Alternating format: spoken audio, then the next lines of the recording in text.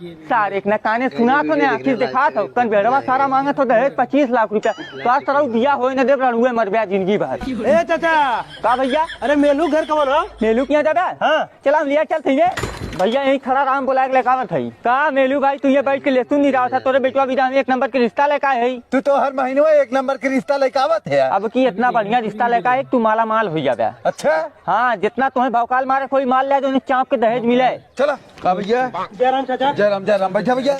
भैया तुम कोनो जन्म में बहुत पुण्य के काम कर रहा है जो तो आज यहाँ घरे रिश्ता हो तो अब का हम मेलू भाई के बारे में बताइए। मेलू भाई खुद अपने बारे में बताइए। भैया अपने बारे में तो हम बताइए करे पहले चाय पानी कैला तनी नमकीन चाय लेका। भैया हमारे कुल लड़का डीएम कलेक्टर हैं और 10-20 गांव हमारे जमीनी में बसल हो और बैंक से 10-20 लाख रुपया हमारे महीने टैक्स कटियाला। चाचा हम रिश्ता लेके आई 20,000 रुपया बैंक से लोन ले आओ के जमा कर नहीं जेल जाबे। यार झिंगन भाई लायक हमें फंसा दे है। हमें क्या पता रहा मेलू भाई कितना गड़बड़ आदमी है यार।